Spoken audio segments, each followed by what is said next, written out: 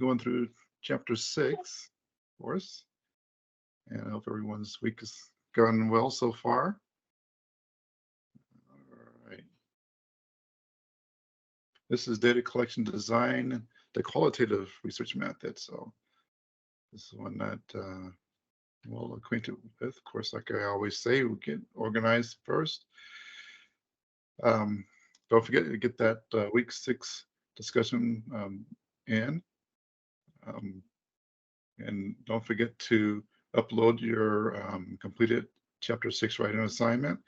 And on those writing assignments and discussion posts, I'm a little bit behind. So now if you are seeing a 0 grade for your writing assignments or your discussion posts, please let me know that if you're having some issues with that. If you submitted it and I'm showing you as a 0, that means I don't have it. I couldn't find it in my email and I don't see it uploaded to Moodle. So please reach out to me. Don't just take the 0.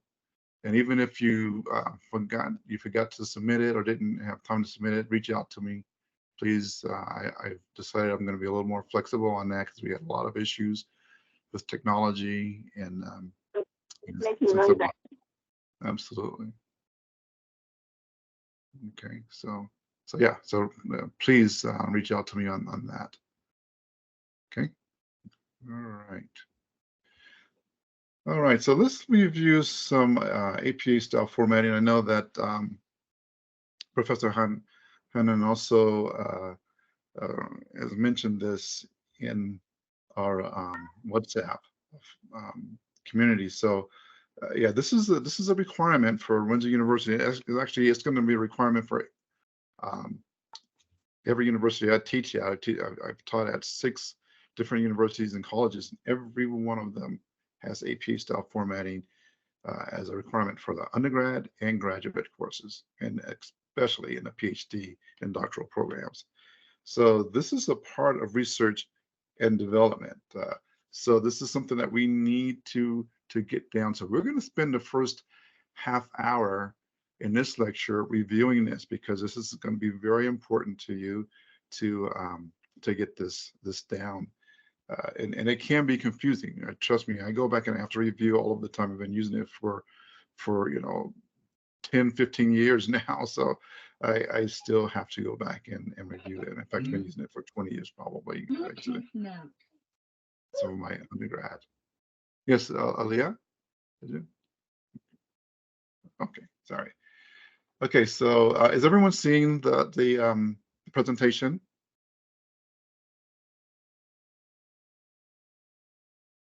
Yes. Okay, thank you. All right, so we're going to start here with the format for the title page. So when you submit your writing assignments, you want to have a title page, and it should look like this. And we'll talk about some of the specifics here in a minute.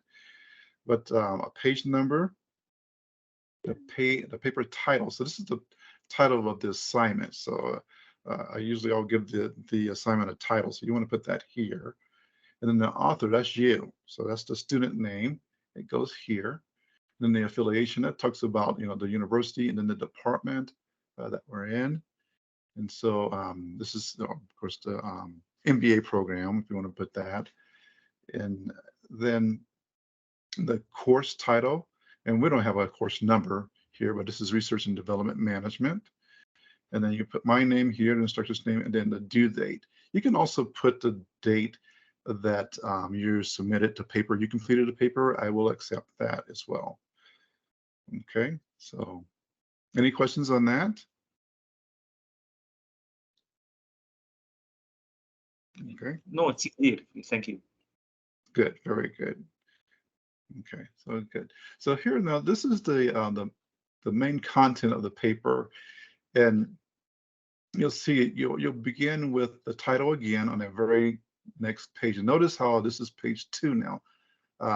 So in APA style formatting, your title page is numbered, and this is page 2, and they like it to be in this upper right-hand corner. And this is the latest edition of the APA style manual, the 7th edition. that we're looking at. It probably will come up with the 8th edition here soon because of some of the new arrivals on the scene, such as AI citations. So we'll talk about that later on. So here, you'll notice that it's double spaced. And here's something that I want you to notice, that they don't put, when they change paragraphs here, notice they don't add a space. You're already double spacing, and you double space all the way down. Even when you go to the next paragraph, you just stay double spaced. You don't need to add a space between paragraphs. That's important. That's something that happens very commonly. I review research articles submitted by PhD students and professors who are submitting their research to research journals, and I'll see them commit this. It's a very common thing that people will want to add a space between their header and their paragraph, or between the two paragraphs, and you don't do that when you're already double spacing. You just stay double spacing throughout the document, okay? And then here it shows where you have a header and a subheader. Again, you just maintain that double space. And Word will show you where you can add, your different headers. And you notice they don't change the font here in APA style formatting. So if you're in working in Microsoft Word, or in another Google Docs, or another word processing software, you'll notice that when you click on the different header, they have these different header levels, and it'll change the font. But when you're writing an academic paper, you really wouldn't do that. And I'm not going to deduct you too much if you just do that, because it's just something that you're used to doing it when you do presentations for work or what have you. I understand that, but just know that this is the requirement. If any of you are going to be going on to earn your doctorates, and we do have PhD programs that we're starting up here at Windsor, then you'll want to remember that when you're doing your dissertation, this is where you're going to want to be. So you keep the same font throughout. You don't change fonts. You'll make them bold. You'll even use italics here that they talked about earlier here. They talked about highlight. So when you highlight, some people like to capitalize. You don't do that. You just use the highlight here. I mean, not highlight, but you write it in italics. So that's italicized. So to emphasize something, you will put it in italics, not capital, all caps. Some people just put in all caps, and I'll see words in all caps throughout the paper, because that's where they're meaning to emphasize those words or those concepts or phrases, and that's not what you do. You actually put it in italics. So two different. Okay. All right. So Intext citations. This is where we get it gets to be a little tricky, and I understand that, because there are so many different ways to that you have to do your Intext citations.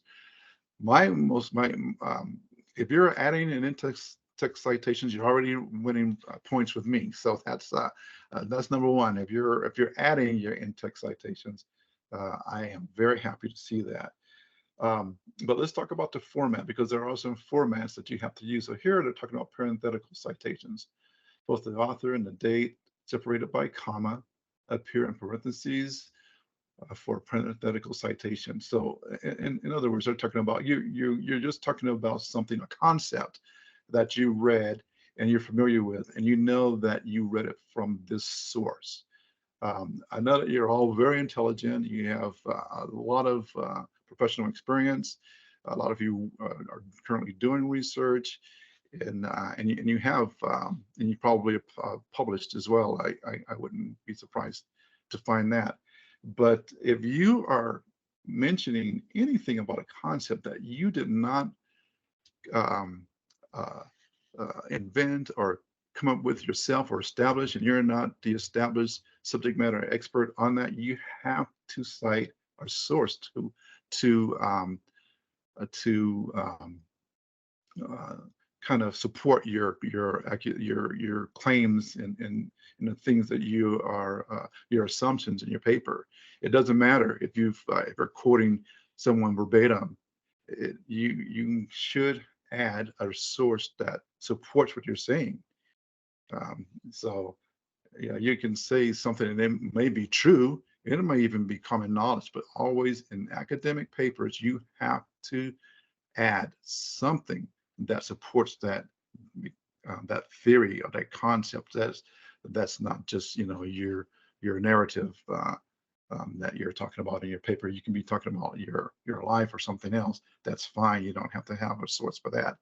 But when you make a comment like in Nigeria, there's a tendency to do this, you have to support that with some kind of research source, a source that supports what you're saying, because that's a generalization that you're making about Nigeria or Egypt or wherever it might be, Canada, or some province in. So I don't want to just see you make a comment like that and not see an in-text citation. Going forward, you'll lose 10 points when your paper is missing those in-text citations. And this is not to be mean, but I'm trying to teach you that you have to have this skill. It is a requirement. This is part of research and development management and research and development methods. You have to learn to do APA style formatting. Okay, so going on, we have the narrative citation. Well, you start out and you say color, and then you say noted the dangers. And so when you start out with that resource, you put their name and then the date of their publication. Yes, Earlier. Okay. Here, someone has something in the chat I think I may have missed. Okay. What does APA stand for? APA stands for the American Psychological Association. And so the American Psychological Association established this guideline. I'm going to go to their page, their web page here in a minute. But they established this guideline for doing research studies. And this was established quite a few years ago. I believe it was maybe the first iteration of this was in the 1940s and the 1950s, like late 1950s.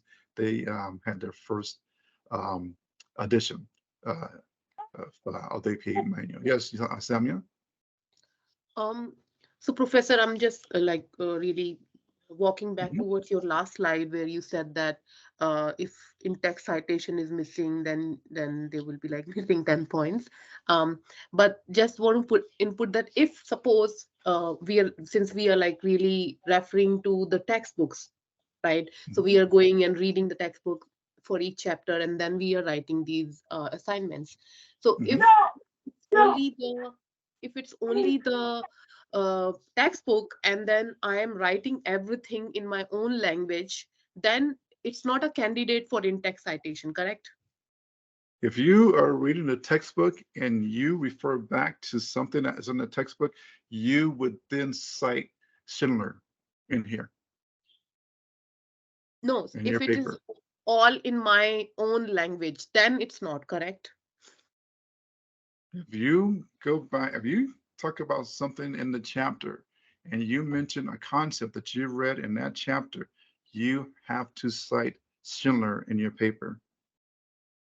If for me, it's a red flag. If I look at a paper and you've written 800 words and you have 3 or 4 pages and I see no in-text citation, for me, that's a red flag. That means that, that's not very likely that you're going to write a paper that long and not have a single in-text citation. You have to have an in-text citation and a reference. It is a requirement to do that. Okay, The does that reference, answer your question? Yes. no, reference, I understand that it's like we have to refer that particular chapter and then book for sure. That's, I think we all have been doing, I've been doing from the beginning onwards. But what I learned that if it's all in my language and there is no match with any of the paragraph or line, then I don't know if then I have to provide in-text citation, because then if I'm reading it thoroughly and then inputting everything in my own words, then where to match that particular line to which paragraph or line, right? That becomes very like granular, that I have to really go and then check which line in which paragraph and then in-text cite that. No, you don't have to do that. So you notice that there's no page number here on this Mhm. example. And the reason there's no page number is because that is not a direct quote or reference to a page. But this author of this paper knows that they got this concept from reading this book. And so they're just giving a fair citation to the author of that publication. They're not referring to any particular paragraph or line. They just know that this concept first came to their mind when they read that book. And so if there's something that you pick up from Schindler's book and it's not a direct quote, it doesn't have to do with a page or a line, you Mhm. still should say, this appears in Schindler's book. Even if this is not just to protect you from plagiarism. This is to protect your concepts and your thoughts. So you can say, yeah, I'm not just making this up myself. Schindler Mhm. also agrees with this. This is also what this is saying, is that Kohler also agrees with this statement. If you want to fact check me, you can go and look at this. They also agree with what I'm saying here, that falsely balanced news coverage can distort the public's perception of expert consensus on an issue. That's just saying they also agree with what I'm saying. If you want to argue that point, No, uh, sure, Professor. Yeah. So we have been like I have been doing in my previous university also, but there we were allowed to use the outsource, links and blogs and mhm. whatever, and then we provide the authors and their year of publication, and then refer it to the last page that this is the reference, the entire reference, including the URL or book name or everything. But here, I think what I've been hearing from last semester, that you only have to read the textbook and only provide the book citation.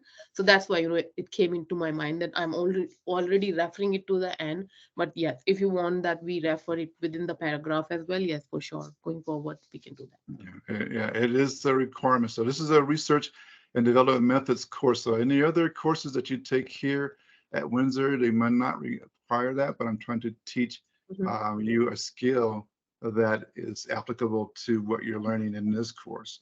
So For that's why sure. I'm being a Thank little you. more rigorous with this.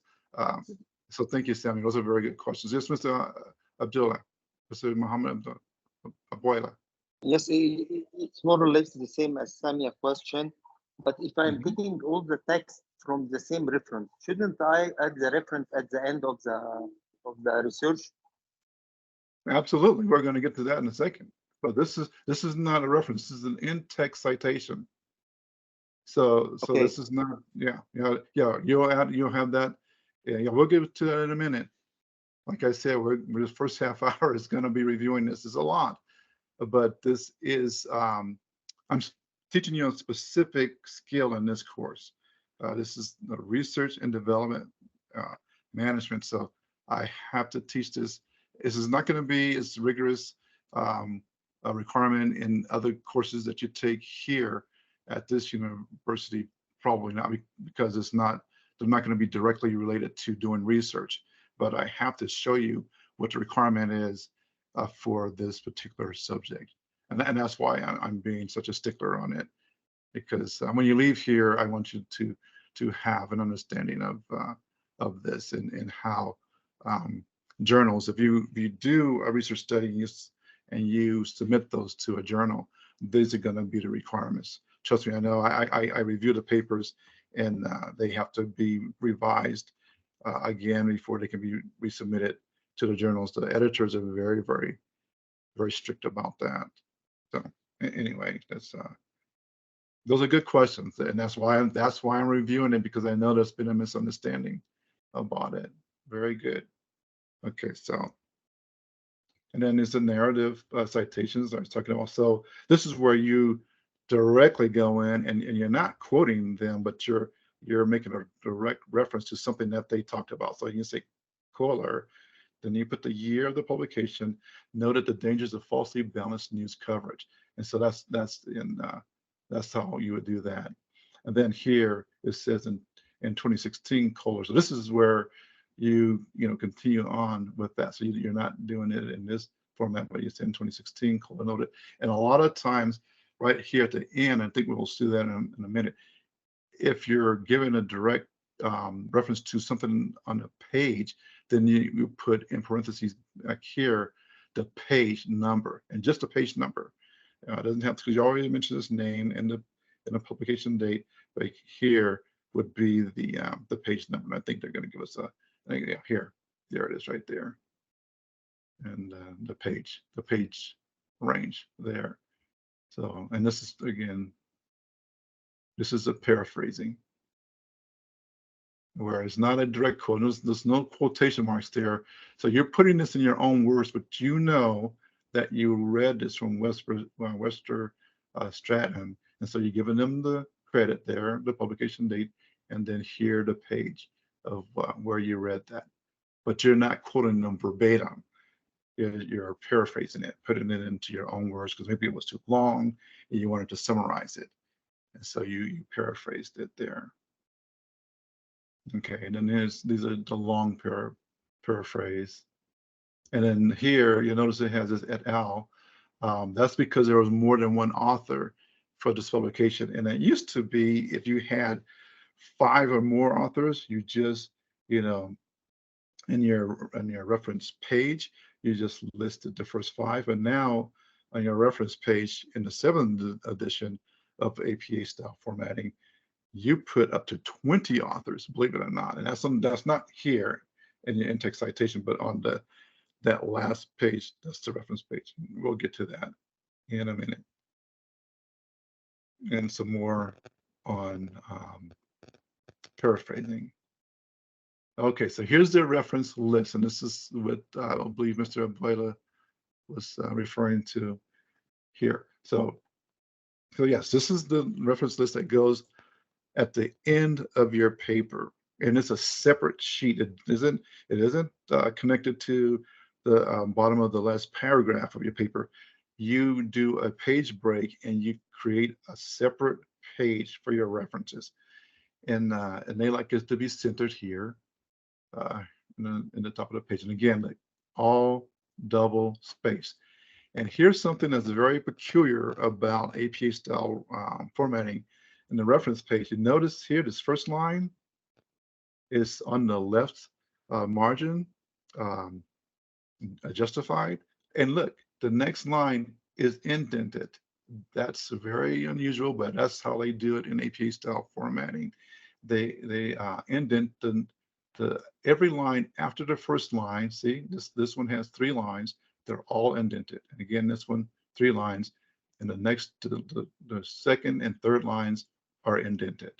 It's just the way they do it, and it's just a requirement for that. And this is just a guide, the style guide that they use for scientific research papers. And you're aware that there are different types of formats. There's MLA, modern language application. And then there's the Modern Language Association, rather, and then there's also the Chicago style method and other, and I think probably a half a dozen others that are out there. But APA style formatting is the hallmark of the research industry. It is what you will read journals from all over the world. They're using this format for their referencing. So. Okay, so let's go to a poll on this, because to make sure that everyone is getting this. So, all right. So in APA style formatting, which of the following is the correct order for the title page? Excuse me, Professor. Yes. I just want to confirm one point. Maybe I missed hearing it. When we cite from books and students or academic websites, right?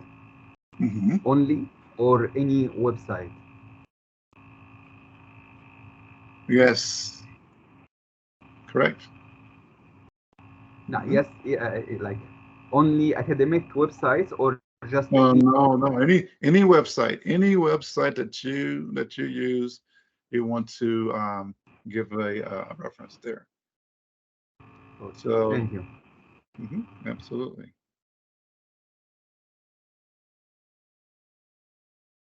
So, okay. So let's go back to that one. So I noticed that looks like you all got it. So let's see. I'll ask. So, Rodas, you want to tell us why did you pick C? You responded with C. Why did you select C?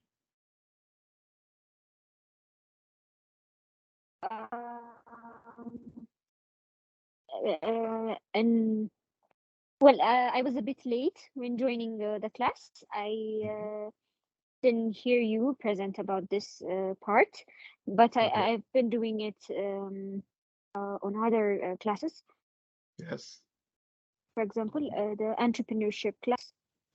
Hmm. So yeah, based on that, I chose C. Correct. And it's correct. Yeah, that's the correct answer. Everyone is. I haven't seen anyone miss that one. So that's very good. Thank you for explaining that. So good. So everyone who's responded got that correct. That's yep. Okay. So very good. Thank you, Rodas.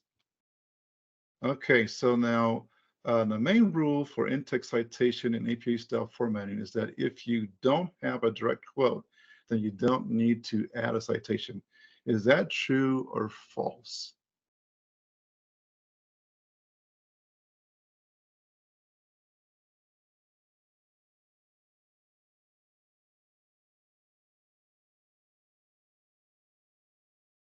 Okay, the responses are coming in. Okay, okay.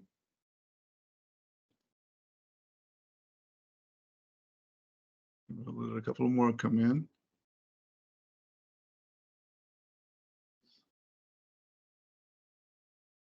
Good, good. I think you're all getting that. So good. So let me ask. Leazat, is that how you say it? Is it Leazat? Lazat. Leazat. Leazat. So could you tell us? You said that it's a false statement. Why did you say that? Because it was actually Samia's question, and you give explanation. You had provided explanation that doesn't matter. Even if it's paraphrasing, we have to use insights, in-text citation. And actually, what I'm doing now, referring to the author. Very good. Very good. Thank you. That's correct. Okay. All right. There are no rules for citing ChatGPT in APA style because it's not a reliable reference source. So we didn't talk about this, but what do you think? Is that true or is that false?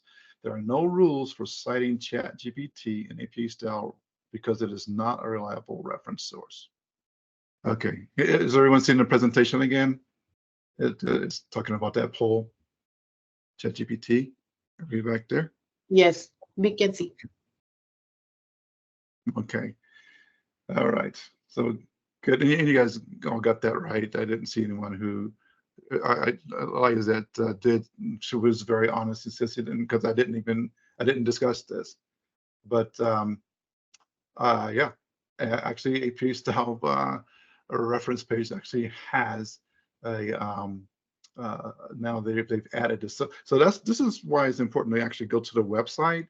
You might have the manual, but they do from time to time revise their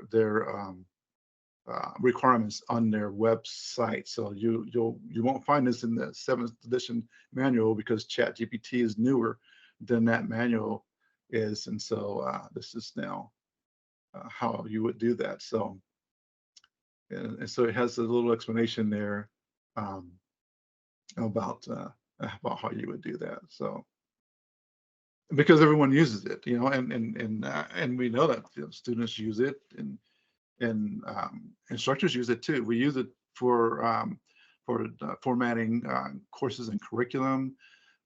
As an instructional designer, I use it to give me a rough outline of some content or curriculum that I'm building for a client.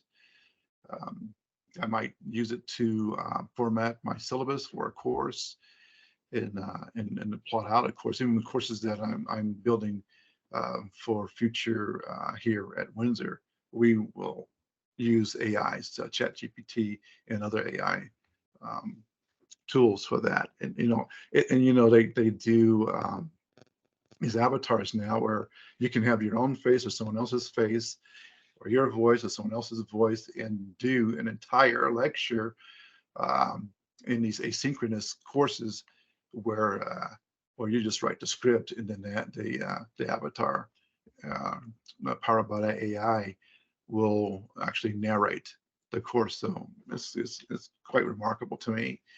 One of the things that in some of my writing courses, when I allow students to use ChatGPT, I'm able to, you're using Midjourney. Oh, thanks, Elena.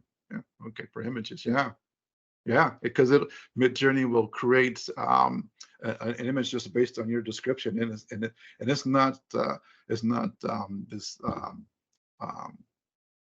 stock footage, you know, where you have to go in and pay for a license. It creates an original image just for you, you know, something that's yours. You own it, and I wonder if people are starting to license those as well, because now you've created that image, and it's unique to you. Yeah, I know people who do this. They build websites now, and instead of using Pixabay or Pixels or you know, some of the others, Pond5 or any of those, they're some of the other really popular ones. They're just using AI. So we might actually see some of those stock footage websites getting put out of business by AI. So it's just the natural evolution of things, right? It's just what happens. But anyway, yeah. So we do cite ChatGPT now. So that's so good. And so okay. So let's go ahead and watch this video. Let's get into, you know, the actual chapter 6 lecture content here now. What is qualitative research? Qualitative research is a type of research that involves collecting and analyzing non-numerical data to understand concepts, opinions, and experiences. According to the University of Utah, qualitative research is a process of naturalistic inquiry that seeks in-depth understanding of social phenomena within a particular natural setting. So, rather than relying on statistical and numerical data, qualitative research methods rely mainly on people's words as the primary data. These require qualitative analysis and do not require sophisticated statistical treatment. As we can see, and contrary to the popular belief, qualitative research is not a method of research, but simply a type of research. However, we may speak of the term qualitative research methods, and if we do so, we are exactly referring to the different methods of collecting and analyzing qualitative data. Qualitative research is commonly employed in the humanities and social sciences, in subjects such as philosophy, history, education, sociology, anthropology, and literature, with the aim of gathering in-depth insights into a problem or generate new ideas for further research. This type of research is also used to explore complex topics and issues or understand how people experience a particular phenomenon. According to Ashley Crossman, qualitative research has long appealed to social scientists because it allows the researchers to investigate the meanings people attribute to their behavior, actions, and interactions with others. See Ashley Crossman, An Overview of Qualitative Research Methods, ThoughtCo. Hence, unlike the methodological rigor of quantitative research that relies heavily on numerical data, qualitative researchers filtered all observations, interpretations, and analyses through their own personal lens. This is the reason why, as Preetha Bhandari suggests, researchers who employ qualitative research methods should include in their methodology a thorough explanation of the choices they made in collecting and analyzing data. See Preetha Bhandari, An Introduction to Qualitative Research. Some of the common types of qualitative research methods are the following: historical research method, archival research method, oral history research method, ethno-linguistic research method, case study, process documentation research method, ethnographic research method, and naturalistic research method. Well, so much for the meaning, nature, and dynamics of a qualitative research. We will discuss the specificity of these types of qualitative research methods in our other video lectures. So stay tuned. Okay, so any comments on that video?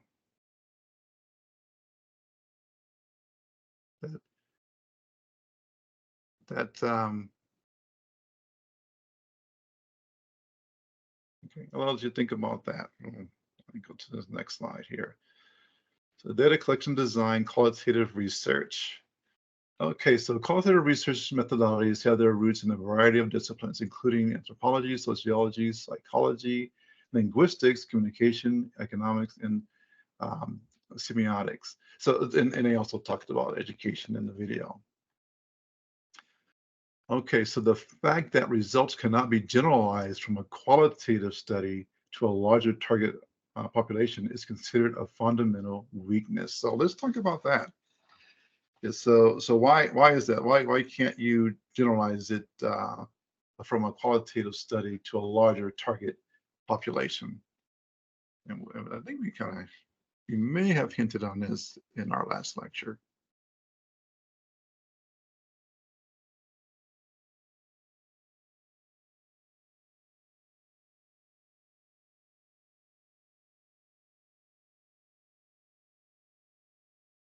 I think because of the bias of the qualitative research, it's not quantitative, so I cannot generalize it.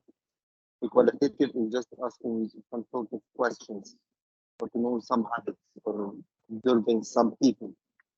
So it's not randomized, it's not double-blinded, it's not so ever. It's just answering some questions for certain people.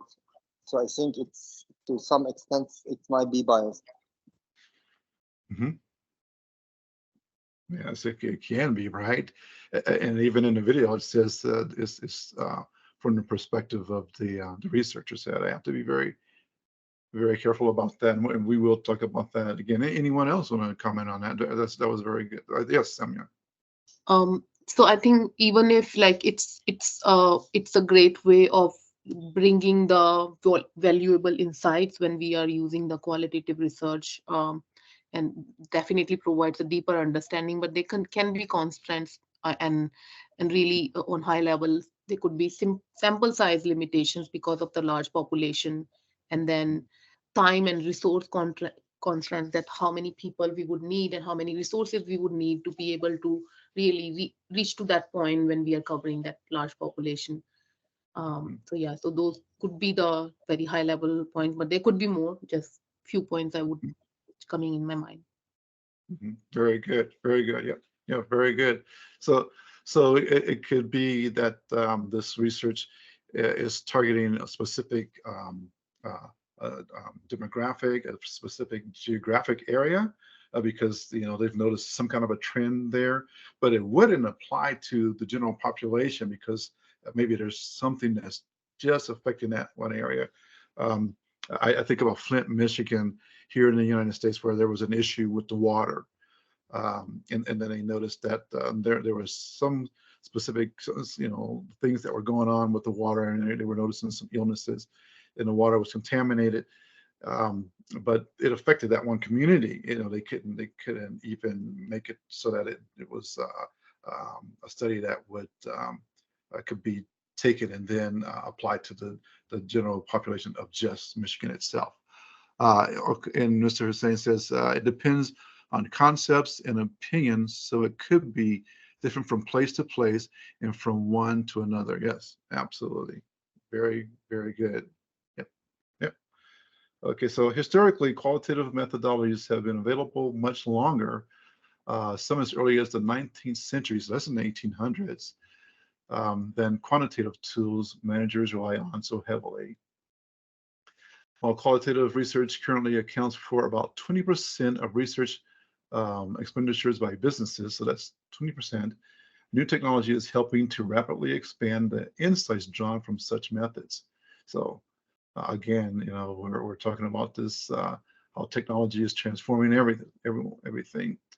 Some believe that the use of qualitative research by business is on the verge of massive expansion. So that's something to consider. So those of you who are currently doing research and have experience in research, could you share with me and with your classmates if you're seeing this trend?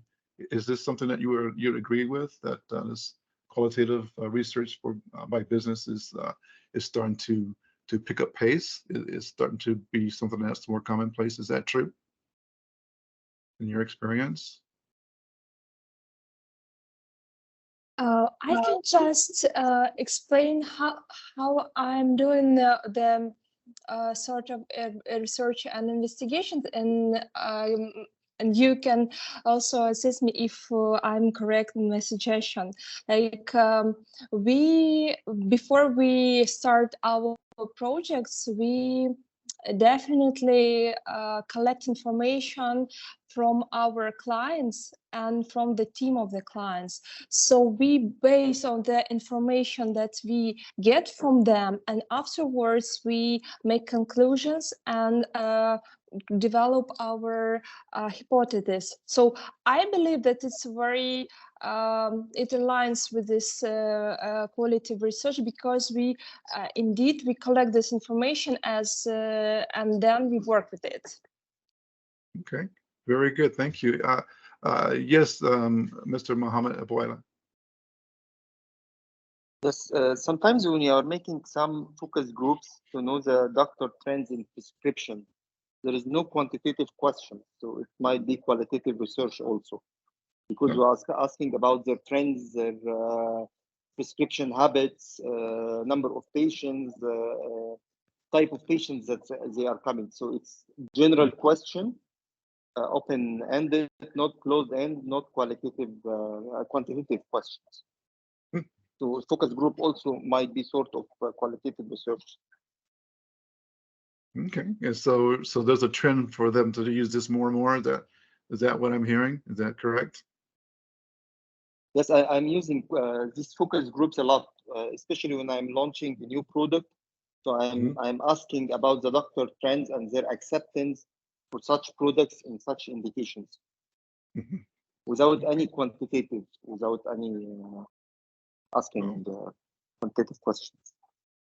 Very good. Thank you for sharing that. Yes. Yeah. My question was, and in sincerity, I wanted your opinions. So thank you, Elena, and thank you, Mr. Abuela, for that. Okay. So here, see if we can have time for one more slide before our break. Trustworthiness of qualitative research. So researchers deal with the issue of managers' concern over the trustworthiness of qualitative data by employing exacting protocols when using qualitative methodology.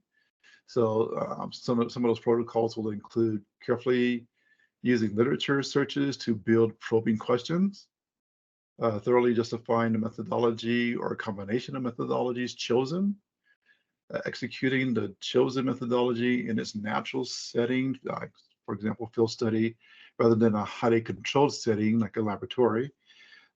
Choosing sample participants for relevance to the breadth of the issue rather than how well they represent the target population.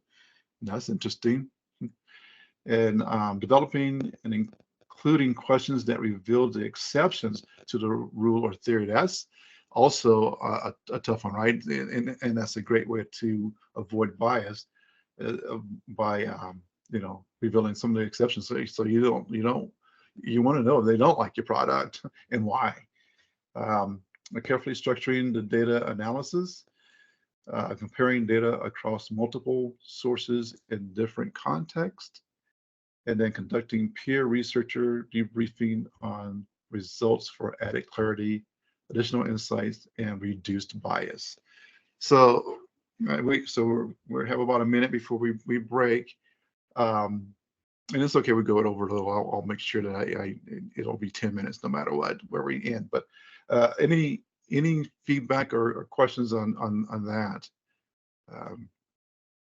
So not a question, Professor, but I think agree with the when it comes to the trustworthiness of the data, because it's all about data when we are doing a research and collecting data, and if that data is not really providing value to business, then they are not going to trust it, and there would be like lots of back and forth. And that's why being well prepared before really starting any research and collecting data, that's why that practices of really pre-refinements is required, that we go and refine our strategy towards collecting data, and then we implement that. Otherwise there would be like lots of back and forth, and then that really waste of our resources, time, and really hits the budget back.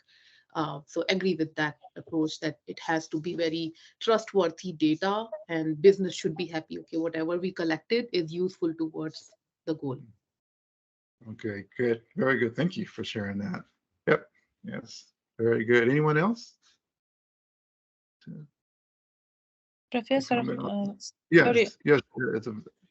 I would like know what different between quantitative research and qualitative research. And So repeat that. Sorry, you can hear me? Yeah. Oh, you want to know the difference between quantitative research and qualitative research? Yes. And we will be getting to that in towards the end of this lecture today. Okay. So okay. is it okay if we wait until then? I actually have a nice video too for that. So thank you. That's a great way to foreshadow what's coming up next. Very good. Very good. Thank you, Elizabeth. Thank you. Absolutely. Great question.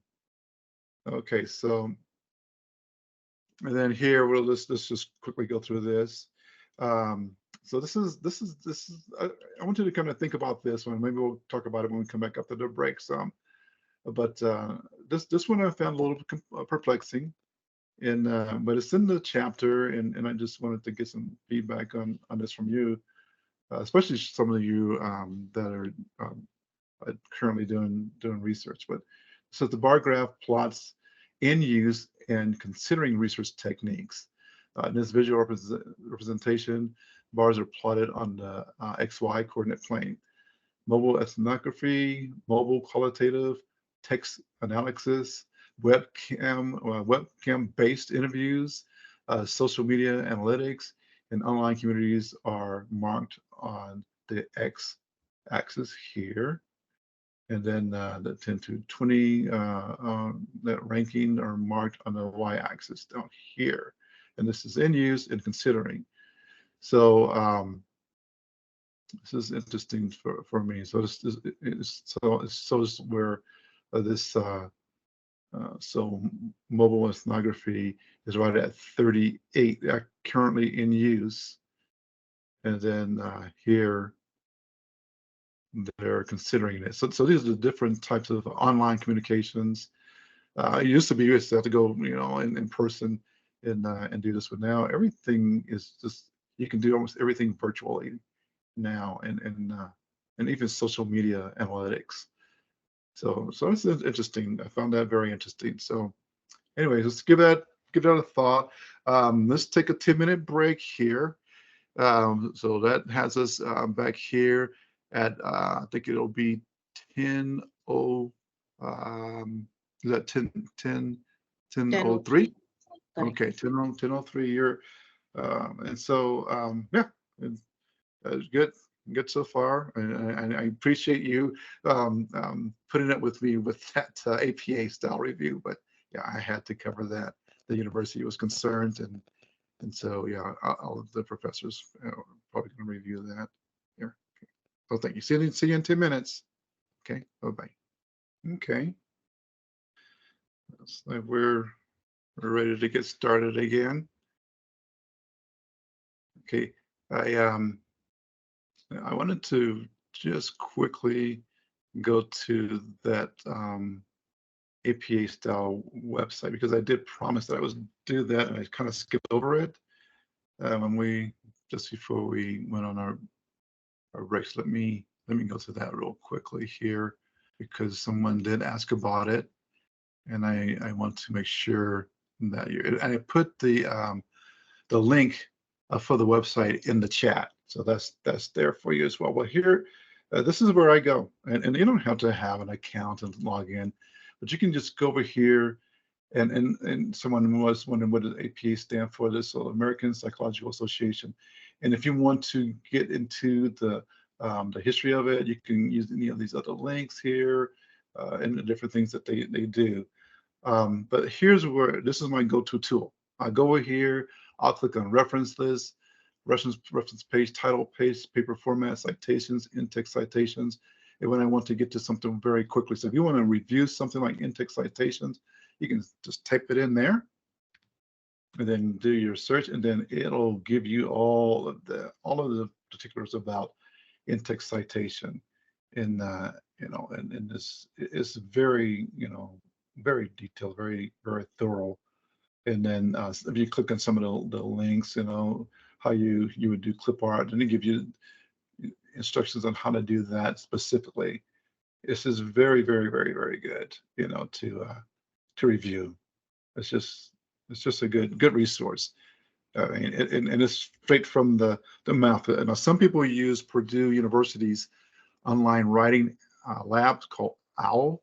That's very popular, and it is. But I find that this, because it is by the American Psychological Association, I just go directly to the source. I used to use OWL a lot, but since I've discovered this website, this is what I use for primarily for this. Now, if I want to look up something on MLA or Chicago style, then I might go to the Purdue's website and then use their resources there. But so that's just wanted to make sure that you knew what I was referring to when I was talking about that the web page. And this is where I go. This is where I get my information. I review. And again, this is the 7th edition manual that they're referring to. This is their latest edition. And it hasn't been updated yet. But again, you don't have to worry about spending your money and all of that, because everything that you need is actually right here on their web page, which I just think is great. So, okay, so there it is. All right, so share that, we'll go back to our presentation.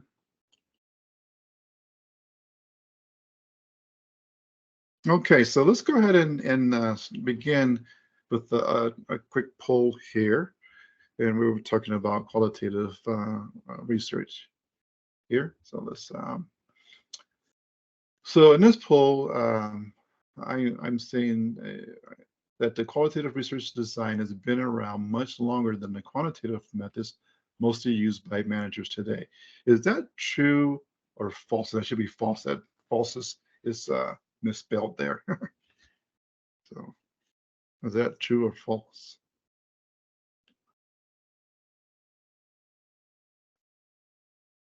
Okay. Let me get some responses.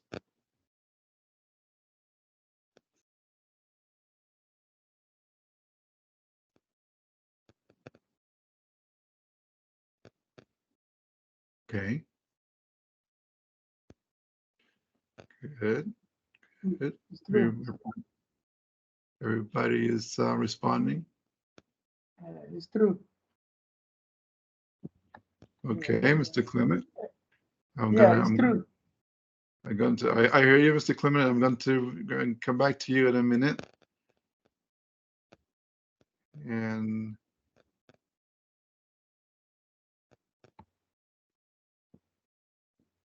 okay. Okay. Good. Good. Okay. Good. All right. So, okay, good. So, Mr. Clement, tell us, you say that it's true. Why you say that it's true? I feel it's true because quantitatively is more has to do with calculation comprehension that is a little bit short, but qualitative factors or qualitative research, you have to carry out detailed research as regards to the subject matter. So it's usually longer than quantitative method. Very good. And then in our earlier part of our lecture, we actually did read that Schindler says that it's been around since the 1800s. They've been using it. So very good. Yeah, that's a true statement. It is actually older. It's been around longer than quantitative methods mostly in use today. So this was a good research question because you guys are actually divided quite evenly on this. So that's very good. So yep, it actually has been around longer. So yep. So again, okay, good, very good. All right, so the decision arena in qualitative research. Okay, so this image shows some business uses for qualitative research based on decision arena and questions to be answered. If decision arena is job analysis, then questions to be answered are, does the current assignment of tasks generate the most productivity? And does the advancement through different job levels incorporate the necessary training? So again, based on just what I just read there, how would you define decision arena, this decision arena in research before we get into the matrix there? I just wanted to get some feedback from you on how you are interpreting this decision arena concept. But what does that mean to you? Does anyone just speak up and share your thoughts on that?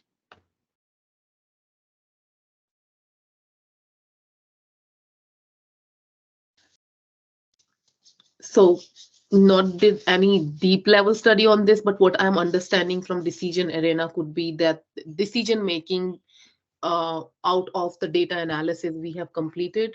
And since we have completed the data analysis and we have all the required data to move forward with our reporting model and then do the qualitative analysis. So I think that's where we are in the decision area, correct? Okay, good, very good.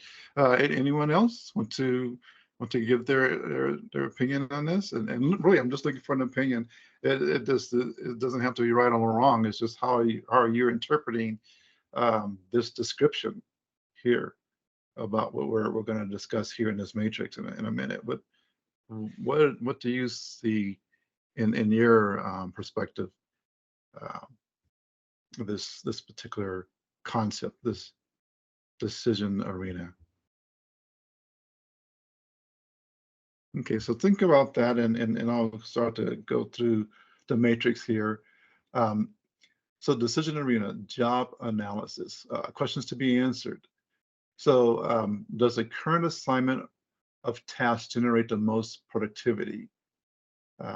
Does the advancement through different job levels incorporate the necessary training to foster the strongest performance? So that's, it's a good example, right? Because it's very relevant to, especially to today when I first started my career many years ago. the assumption was that you would work 25, 30 years and then you would retire, right? It's this American concept of working and being employed, and then you would have this retirement. We would have Social Security, retirement benefits, and then life would be good. That is certainly not the case anymore. There are a lot of people who go on. I'm in my second career here. I worked in, I told you before, doing wireless telecom infrastructure engineering for a long time. Most of my 5 children were born and raised during that time of that career that I had. So that that was a long career for me, but I changed careers, and so now I'm in education, and in the education arena, higher education, and doing corporate training design and stuff like that. So completely different from what I was doing before. Although my dissertation was based on wireless telecom engineering learning outcomes in an instructional design model. So I did kind of tie my previous experience with that. But so I like these the questions that this example that they came up with here. So advertising concept development. What images should we use to connect with our target customers' motivations? So these are things that you have to think about, right? Productivity enhancement. What actions could we take to boost worker productivity without generating worker discontent? Boy, that is really important, right? Some companies don't think about that, and that's where a lot of employee, dissatisfaction occurs, and then you have what people term as a toxic work environment, because it's based on all of this hostility that is implicit, rather than explicit within the workplace, and it makes it very difficult to be productive in an environment like that. New product development. What would our current market think of a proposed product idea? So now that's really important, right? So we've seen over the years where a company will change their brand or even the flavor of a food product, and it doesn't go over well at all. The branding does something that kind of disconnects the customer from the brand, or they change the flavor, probably because they're trying to save money, right, on supply, on costs and things like that. But or they just don't have access to ingredients that they were using previously, or something along that nature. But that could have an adverse effect on the product's success. Well, we need new products, but what should they be to take advantage of our existing customer perceived strengths? So that's also important, where they're trying to introduce a new product, but it kind of deviates away from what they were offering before. It's too radical of a change, so they have to be careful. So that the research on that is very, very, very important. Which products will create the greatest synergy with our existing products in terms of return on investment, or ROI, and distribution partner growth? So that, again, that's important too, right? So businesses are always trying to build these collaborations and partnerships, because especially in today's market, that's very important to do that. Because there's just so many customers, right? There's still just so many people. It's a finite number. Yeah, it changes because we have the birth rate and things like that. But as far as the established customer base and those who are actually likely to buy products or to buy a specific product, it's really a fixed number of customers. That's kind of the potential of your customer base is not this infinite number. It is something that is a very finite, and it's a limit to what you can do. So you have all of these competing um, companies out there, but some are leveraging their strengths, with them developing partnerships. So this company does this better, so we don't have to spend the money to develop that production branch of our company. We'll just partner with them, and we'll work together to target this particular customer base. And then here, benefits management. Should our compensation plan be more flexible and customizable? How do employees perceive wellness prevention programs as compared to corrective health programs in terms of value?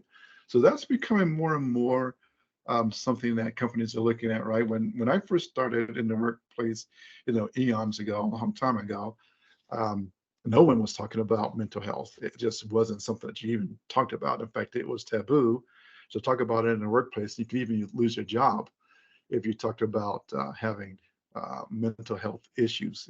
It was just something that people just felt, well, you can go deal with, your therapist or psychiatrist or whatever the case may be, but don't bring it to work. We don't want to know about that.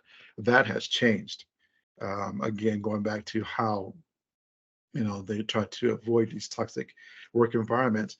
And also they understand that if a person is not feeling at their best mentally, they have something going on emotionally, it's going to affect their productivity and their effectiveness in the workplace. So more and more companies are addressing this. So that's such an important topic to include in a research study, and here it is under qualitative research. Retail design. How do customers prefer to shop in our store? Do they shop with a defined purpose, or are they affected by other motives? Process understanding. So what steps are involved in cleaning a wood floor? How is our product perceived or involved in this process? Market segmentation. Why does one demographic or lifestyle group use our product more than another? Boy, that is really, really important to know that, understand that. And who are our customers, and how do they use our product to support their lifestyle? And what is the influence of culture on product choice? So we talked about that a little bit, right, in earlier lectures, where when you're looking at it nationally versus internationally, it changes, right? How you approach the market. You have to be very very cognizant of that. So for instance, McDonald's restaurant started here in the United States, and they got popular by doing hamburgers and French fries. Along the way, they realized that some people didn't want to have hamburgers. Some people were vegetarian, some were vegan, and so they changed that. But now, as they went internationally, you can get local cuisine at a McDonald's restaurant. So, for instance, if you're in Japan, you can get sushi, sashimi. In other parts of the world, you can get different cuisine. So McDonald's understood this concept of what is the influence of culture on product choice, and so they tried to embrace that concept, and other companies do that as well with their products. Union representation. This is a big one in the U.S. How do various departments perceive the current effort to unionize our plant?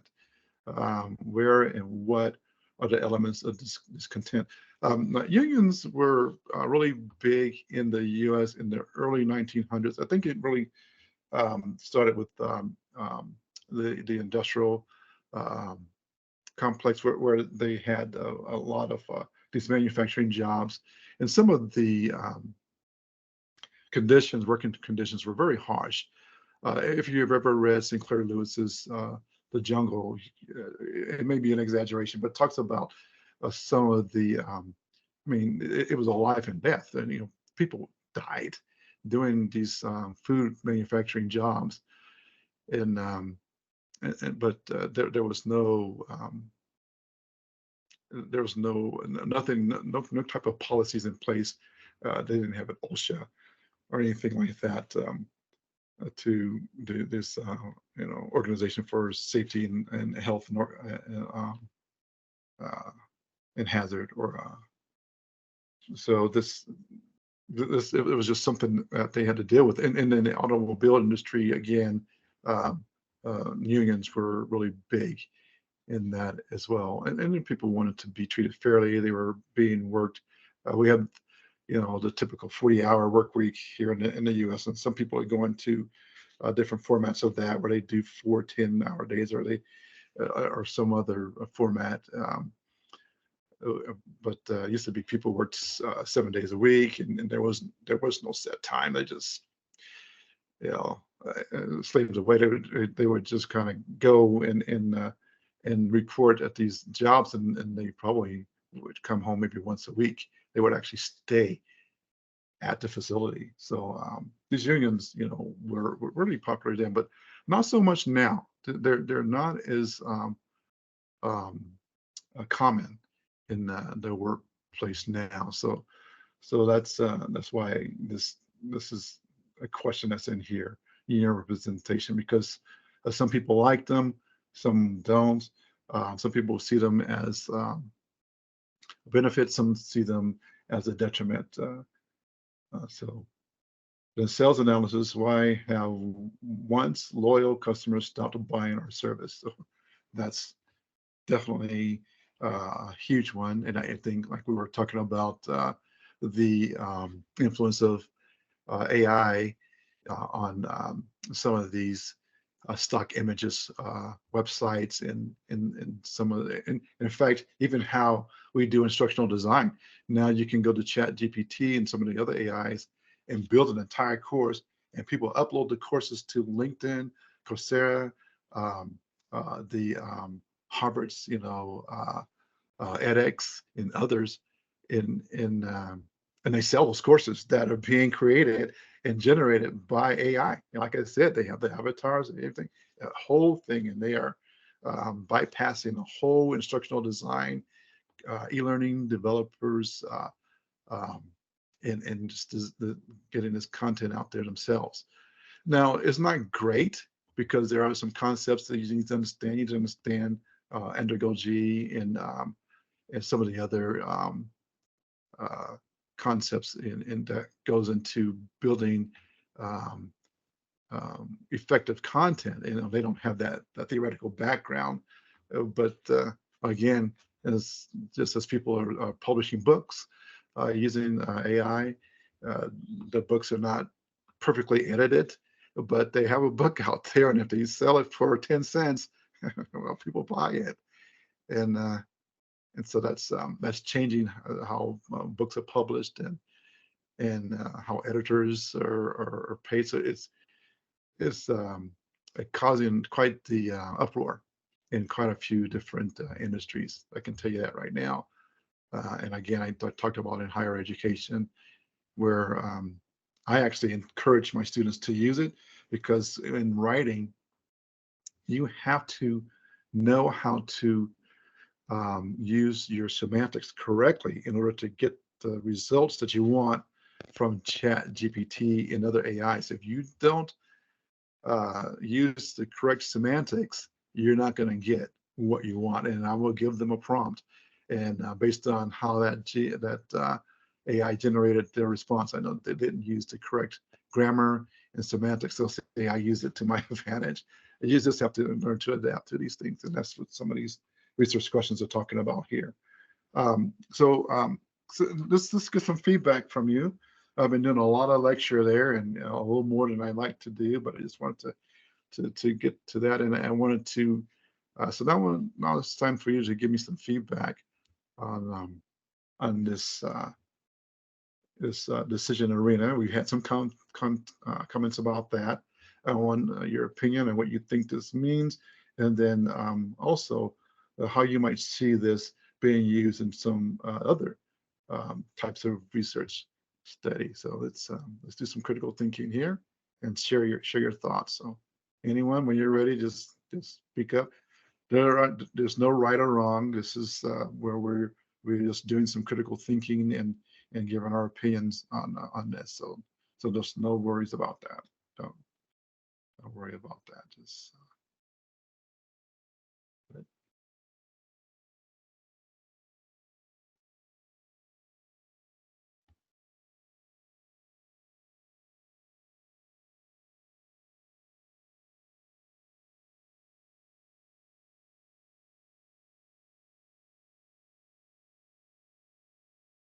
okay, you guys are quiet.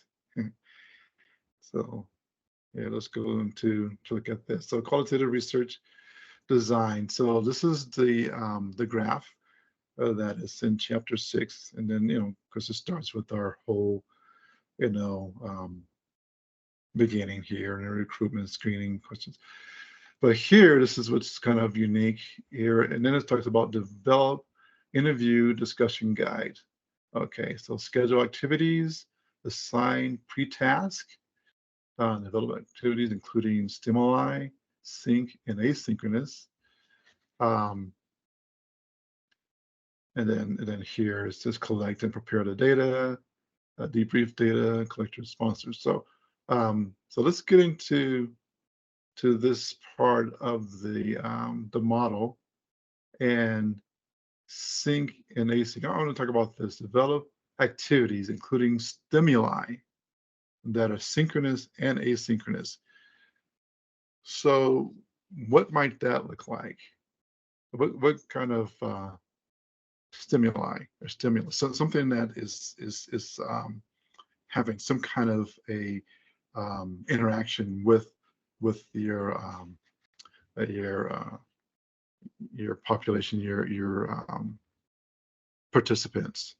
What would that look like? So Yes. I think, Professor, I know this design is like this particular qualitative research design, maybe it's like a generic one, but I think it all depends on the organization, that how many layers of filters, and then when we are collecting data. And I think I'm remembering one of the application we created for the recruitment process and then onboarding process in one of my project. And we had like many steps that, okay, we are recruiting this candidate, then we are like doing the interview first, collecting resumes and filtering those resumes on the basis of keywords, and then moving forward when this person is on project, how we are basically doing the onboarding process. So there could be a lot more steps in there, but as a generic, I understand if we just have this and really focusing towards that, what is the end results, that how many candidates got selected with that perspective, and how many are not selected, and how much time was consumed in that process. So all that definitely can be done by this, but I think it's like based on the organization, what they feel is like correct for and fit in their framework.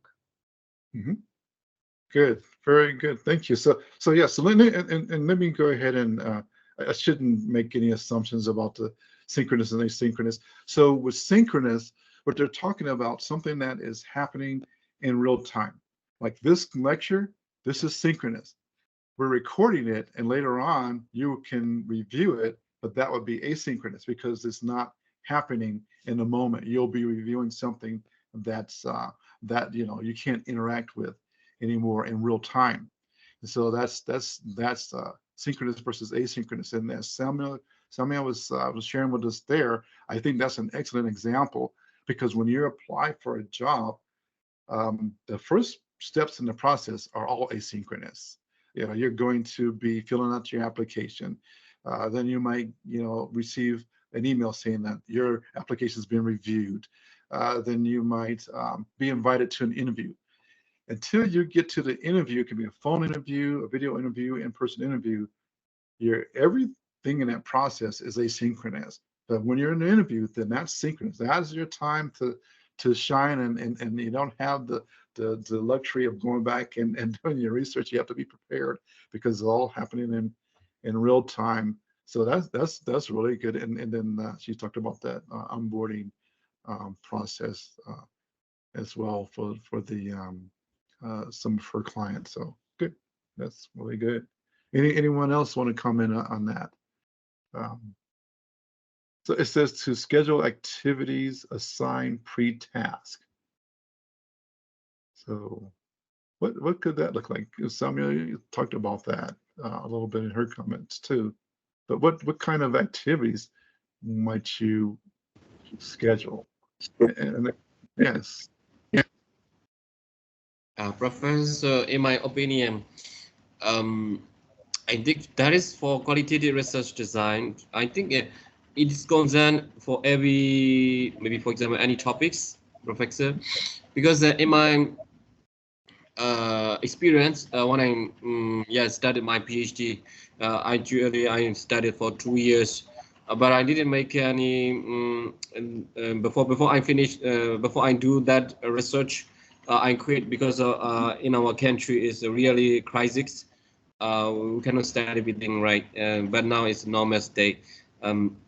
So I wanted to know about is that now your design is only for, maybe for example, now here I see is like a business. What about any other dissertations, or maybe what we want, any other topics? Can we go like that? Yes, absolutely. So in my research study, when I did my dissertation, I had a mixed methods, and I did qualitative as well as quantitative research in my dissertation. So it is a mixed methods dissertation or research study. And a lot of the journal articles that I review are mixed. Very, very few are just qualitative or just quantitative. There's been a couple like that. When I said, social sciences, you'll see a lot of the qualitative design. Or if I'm researching, reviewing an article that has to do with aeronautical engineering, well, it's going to be largely quantitative, right? But you will see a little bit of both in that. So when you did your dissertation, you complete your dissertation. You're a doctor. Is that correct, Jan? Yes, my dissertation is for the management, Okay. for developing economics for developed country and developing countries. Okay. Before COVID, before and during COVID, but in 2021 in our country has a political crisis and also COVID crisis, so many crises. That's why. But I'm so lucky I can join your MBA. I have already know lots of things. I have learned from you also. I really satisfied. I haven't spent my time. I really affected learning that MBA course. I'm really happy. Oh, very good. So I have a discussion is that now is that you think about only the qualitative. While I study about it, we can also use the mixed method. Sometimes our topic is we cannot use only one research, just only qualitative, not only quantitative. We cannot use it. For my dissertation topic is concerned with mixed method. Because sometimes I need to go to study about the quality, and sometimes I need to collect the details from maybe, for example, UN or maybe others, from other countries research. And so I want to know about is can we go mixed methods sometime? Is it benefits for every topics? I don't know if it's a benefit for every topic, but it sure is for yours, because you're doing economics, and that definitely touches on, of course, a lot of math and quantitative content, but as well as social sciences, because economics affects people and how we live our lives. So that's an excellent example there. I thank you for sharing that. That's a very, very, very good example of how you would employ the two. So good, very good. Anyone else want to comment on that? Thank you, Professor. Yes, absolutely. And thank you for the feedback. I can. Yes, Alina. I consider about the develop interview and discussion guide.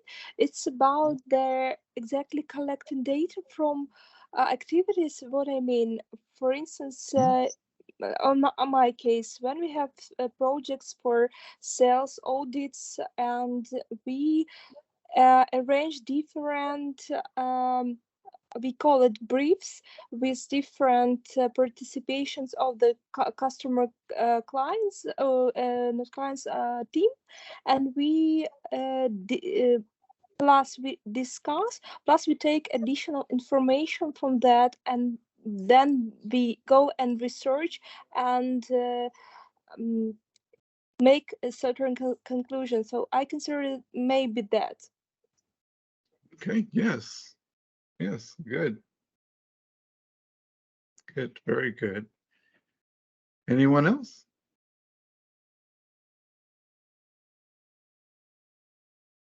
Okay, let's see where we are here in our presentation. Okay, so here, I know that, was it Rhodas or Elizaveta? Someone wanted to know, or maybe it was, who was it? Someone spoke up and said they wanted to know the difference between the two. But here we are. So qualitative versus quantitative research. So let's go ahead and view this video, and then we'll discuss this afterwards. Okay. So here we go. When doing research, you often have to choose between quantitative and qualitative research. In this video, I'll explain the differences between the two. Hi, I'm Jessica from Scribber, here to help you achieve your academic goals. Let's start with the differences between quantitative and qualitative research. Quantitative research allows you to test hypotheses, so you can expect to see data collected with this approach will mainly be expressed in numbers and graphs. It also requires a larger sample size. These numbers are then analyzed through math and statistical analysis. On the other hand, qualitative research allows you to formulate a hypothesis. So yes, opposite to quantitative research, this approach will yield data that's expressed in words and also require fewer respondents. The data is then analyzed by summarizing, categorizing, and interpreting. All right, now we know the differences, but when to use which? It's very simple. If your goal is to confirm or test a theory or a hypothesis, you're most likely going to opt for the quantitative approach. But if you want to understand or explore an idea, then you should go for the qualitative approach. There's also a third approach, which combines quantitative with qualitative, and this is called the mixed method. Let's see how it applies in a concrete example, shall we? Say we want to find out how satisfied students are in their studies. I'll show you how both approaches can answer this question. If I'm taking the quantitative approach, I can survey 300 students at the university and ask them questions like, on a scale from 1 to 5, how satisfied are you with your professors? With the collected data, I will run a statistical analysis and draw conclusions that might sound something like, on average, students rate their professors 4.4 out of 5. But if I want to go for a qualitative approach, then I can conduct interviews with 15 students and ask them open-ended questions such as, how satisfied are you with your studies? Or, what can be done to improve the study program? Then, I transcribe the interviews and try to find patterns or recurring themes. For example, something like students would like to have more one-on-one guidance from their professors. For the mixed method approach, you first conduct interviews with the students. Through that, you gain new insights and come up with a hypothesis. For example, you learn through interviews that students prefer individual assignments over group projects. Then you test whether this applies to a larger scale of students using survey research. It's also possible to do it the other way around. You can start out with a survey to see the bigger picture, then use interviews to understand the reason behind it. Now, I will go over data collection for both approaches in this video very briefly. But if you want to know more, just check the article in the description. To collect quantitative data, you can, for example, survey people online, in person, or over the phone, conduct experiments, or observe subjects. On the other hand, collecting qualitative data can be quite different. You can do an interview, get a focus group, do a case study, or a literature review. And that's it for this video. If you've learned something, give this video a like. And if you have any question, ask away and I will reply. See you in our next video. Okay, so ask it. You know, I noticed that, gosh, I can't remember who one of you, when you turn in your papers, you have a Scribber logo. So I think one of you works with that company. And if you don't mind, so that's, oh yes, Mr. Mohammed Hussein, yes. Okay. Yes, so tell us a little bit about your work there. I like I like their videos. What is some of the things that you guys do there? Is it a company that focuses a lot on research and research analytics and research methods, or are you at liberty to say, or is that Mr. No, sorry, I didn't work there, but I use a template, but I forget to raise the logo from the APA style format. Oh, okay. Okay, no.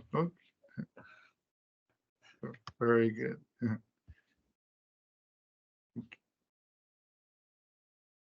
All right. So for me, what I have found when I watched that videos, she compared both ways, qualitative and quantitative, and that's why we have found the differences between those two methods to research.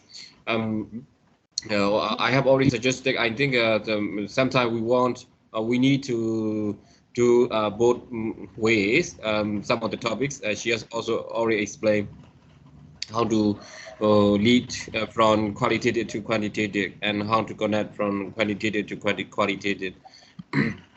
That I think that's so. yeah, that was really well done. I really liked the way she explained that, especially when she talked about the hypothesis, right? When yes, Samia.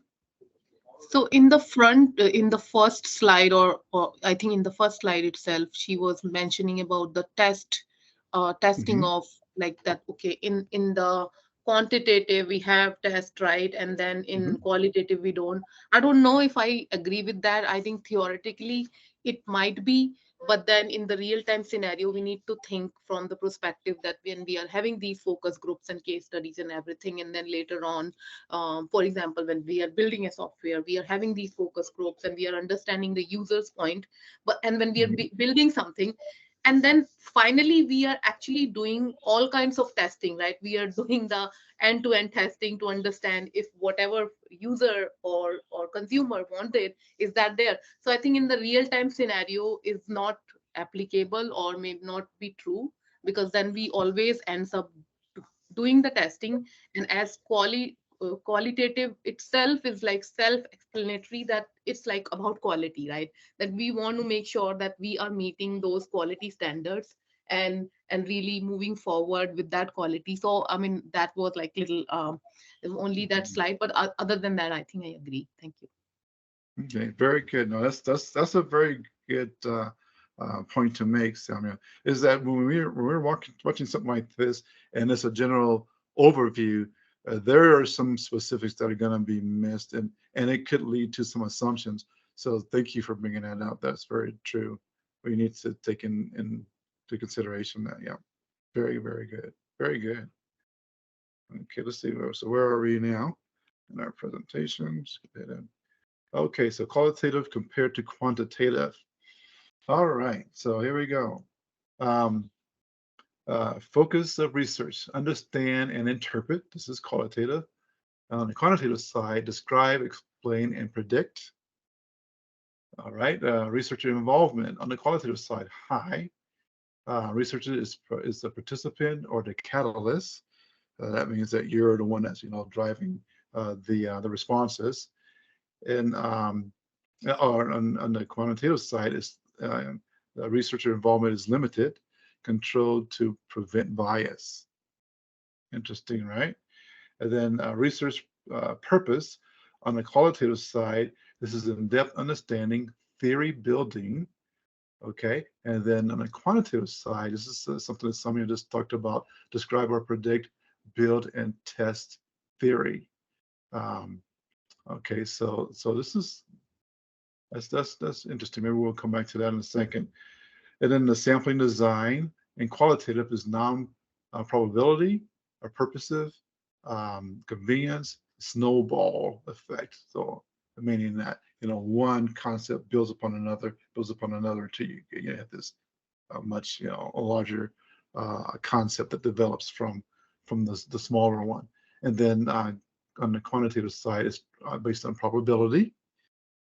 And then your sample size is small to medium.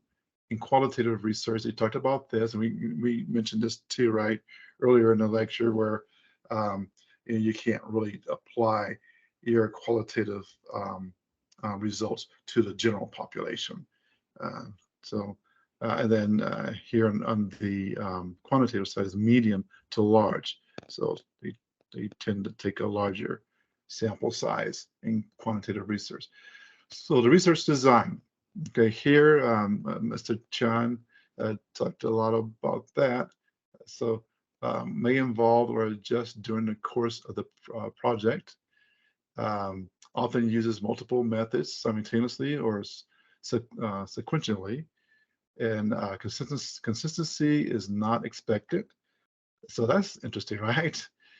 Then involves either a cross-sectional or longitudinal approach, yes. And then here on the quantitative side for research design, determined before commencing a project. So that's important. Over here, this could evolve and change on the qualitative side, but on the quantitative side, you have to have this has to be established. Determined before commencing the project. Uses a single method or mixed methods. Yeah, again, Chan talked about that. Consistency is critical. So then, as you know, opposed to here, the contrast being consistency is not expected on the qualitative side, but over here on the quantitative side, it is critical, and involves either a cross-sectional or a longitudinal approach. So here, these two match right here, right? They can both be longitudinal studies. Engagement exercises, including project techniques, frequently used, okay, in qualitative research, rarely used in quantitative research. Doesn't say they don't use it, it's just not used as often. And then participation, preparation, pre-tasking is common rather, and then no preparation desired to avoid biasing the participant. So again, you know, notice over here on the quantitative side, it talk a lot about preventing bias. It mentions it twice. It doesn't say anything about it at all over here on the qualitative side. So I think that's kind of interesting. So comments, feedback on this slide. What are some of your thoughts here? And I think I'm missing some of the comments that people are making here. I want to make sure. Oh yeah. So going back to when we were talking about synchronous versus asynchronous, Mr. Mohammed Hussein says synchronizes live at the same time stimulus and answers asynchronously is recorded stimuli and answers. Okay, good. Yeah, very good. Thank you. So yeah, I want to make sure I share your comments because they're very, very important and very instructive. Okay, so again, any feedback on this slide here, quantitative compared to quantitative? What are your thoughts? Why do you think they mentioned over here preventing bias, but over here on my qualitative side, it doesn't say anything at all about preventing bias? Remember earlier in the lecture where we talked about how some managers are reluctant to or very skeptical about qualitative research? Do you think that maybe it's because of this whole tendency to overlook the potential of bias in the research? Is that possible?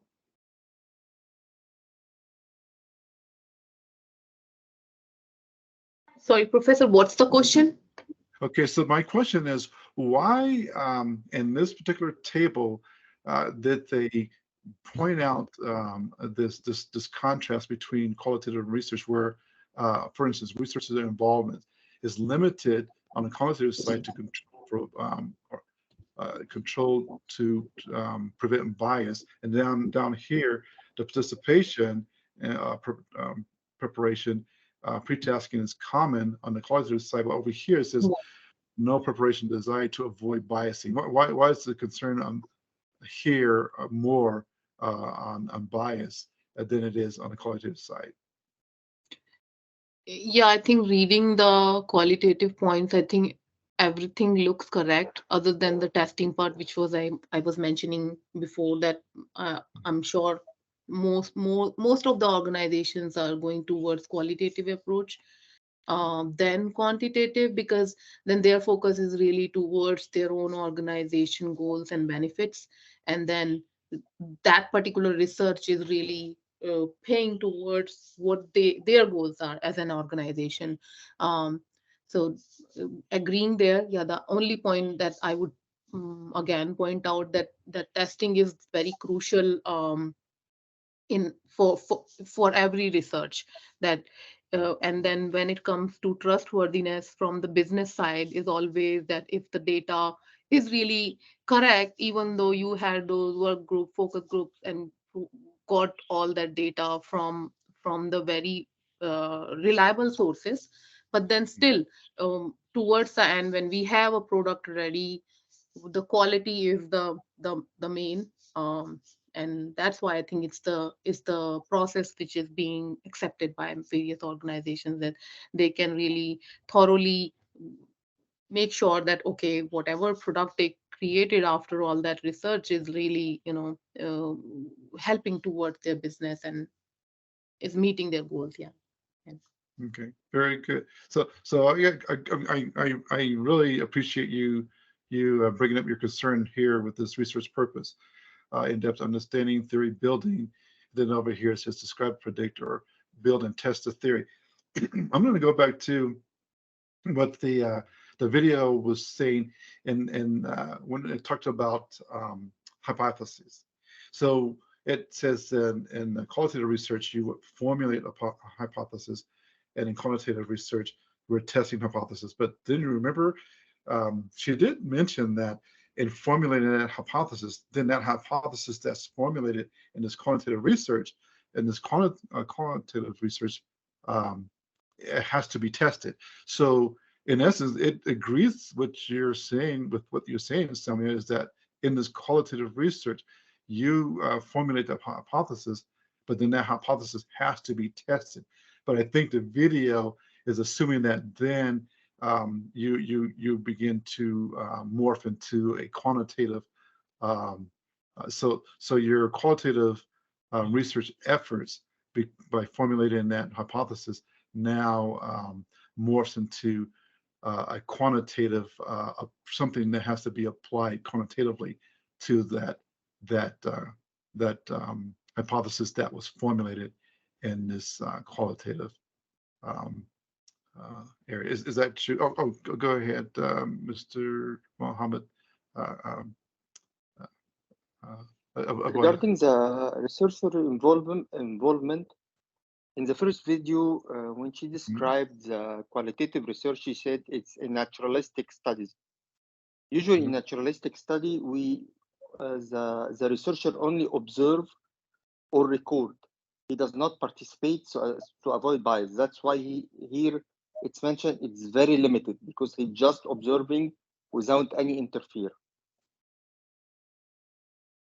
Okay, so So here, so you're saying in quantitative? Quantitative researcher have no. I'm talking about qualitative limited because it's mainly naturalistic. So he's just observing or recording what's happening with no interfere. Regarding quantitative, he must interfere because he's making the design or he's facilitating the questions. Okay, so then you disagree with this researcher involvement line here? Yes, yes, 100% agree with this point. You agree or disagree? I agree. Okay, okay, good. Very good. So I it. Maybe now we will say is the focus of researchers understand and interpret for qualitative, and quantitative describe, explain, and predict.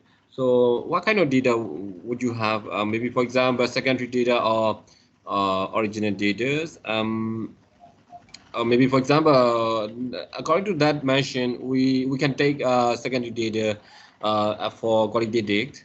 I think because yet here is small to medium and also may evolve or adjust during the course of the project. So I think yes, is it right? Yes. Concerned with the data, concerned with the data, qualitative may use secondary data, right? Instead of original data, I think. But quantitative, we need the mostly I think original data. That's a good way to put it. Yes. So the examples they gave where they were showing the different surveys, right? Where the one survey was an interview and a qualitative, and so they were getting it firsthand. But then in the quantitative example, that survey was generated from that that firsthand. Right. Yeah. So that's very good. Yeah. Thank you for that. And now, Sammy, I wanted to go back to this because we kind of skipped over it. I want to make sure this research purpose that was where you disagreed with this, and I understand what you're saying because you're absolutely right. So no, Professor, I'm not disagreeing with the theory because when something is on the paper, it's on the paper. But that really doesn't mean that in the real time you are actually doing it, right? So I'm just talking from my real time experiences when we are basically doing the researches and collecting data, and really, that having those, like if we say this is qualitative approach when we are having focus group case studies, collecting data, don't we have the strategy to test that later? We need to have that. If we don't have that, then there is no meaning of that research moving forward, and really it's going to then hit back the budget and business. So I mean, it's like on paper, I'm not disagreeing. Maybe that's what the researchers might think and putting it on the table and really thinking from that perspective. But in the real time, when we are actually performing that research, no matter on what context, whether we are building an application or we are building a product, we definitely have that test strategy in place, that how we are going to go back and test it. So just that one point, I think other than that, I do agree that it could be the real process, and really mostly most of those points I agree. Only testing part I was like, because when we say qualitative, it's all about the quality, right? That we want to think about the quality of that particular research, that what quality and then input it's providing us, and then benefits is providing us, and then also then how we are going to prove that yes, we met the goals, our research was successful. So from that point only I was like thinking and sharing. Very good. Yeah, so you broke it down. So there's quality versus quantity. Very, very good. Yeah, good. Yep. So I thank you for explaining that. No, that's very important, Samuel, that you explain that to us, because we can make a lot of assumptions. And again, this is just high level stuff, right? It's an overview, and they don't really dig down deep into it. But I do rely on your feedback. You guys are professionals. You do this. You're on the front lines, so to speak. When you're doing this, you see the real life examples. Your graduate students, I mean, So your feedback is very important to me. So very good. We're out of time. It's been a great session. You're always bringing so much. Uh, um, again, please reach out to me if you see a 0 on your assignments. Please, even if you know you missed it, just reach out to me. We can work something out. So I am behind. I haven't finished grading all of the papers. I will try to get caught up on that this week and get that all done. But again, you're all doing very well. I'm glad that we came to consensus on the, yes, Samya. Sorry, Professor, don't want to waste anybody's time, but did we speak about this week's assignment? Because I'm just seeing it as a reading assignment and really not anything to submit. But portal is actually, really asking to submit something. So I don't know exactly what we are supposed to do there. Oh, yes. So maybe there's something going on with Moodle. There are some issues with it. It does not work great all of the time. So let me go to that very quickly here. Here we go to. The problem, Professor Samya, Yeah. the problem is that when you will press the button submit, you will see all the assignment tasks. So because I also didn't see in the first, but then when I press the button, all the task appears. Okay. So Sammy, you're talking about the writing assignment for this week. Is that correct? Yes, this one. Okay. Check. Okay. Yeah. So it's there. So this writing assignment requires reading the attached Harvard Business Review article. How do GHRM practices influence firms' economic performance? A meta-analytic investigation. And I have attached the article here. And then let me go back to here. It's interesting how Moodle works with these. I can't see the prompt until I actually go into to edit it. Then it shows me the actual prompt. So read the Harvard Business Review journal article title.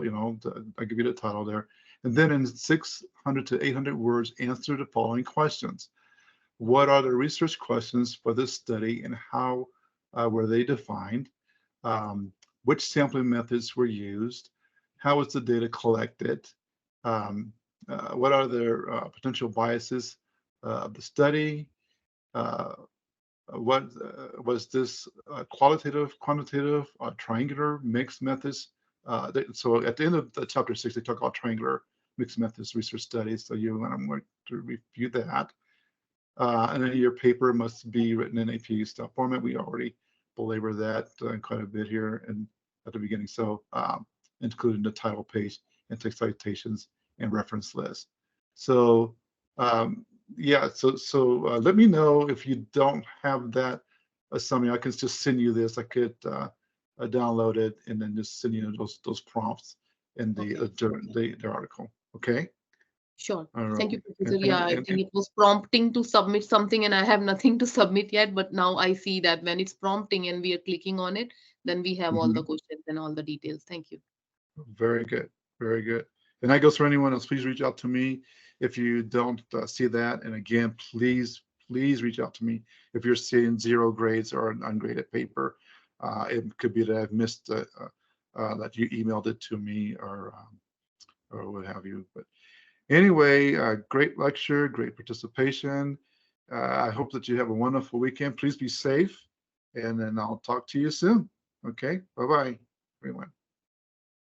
Thank you, Professor. Bye. Thank you, Professor. Bye-bye. Great rest of the weekend. Thank you. Have a good day. You Bye-bye. too. Thank you. Bye-bye.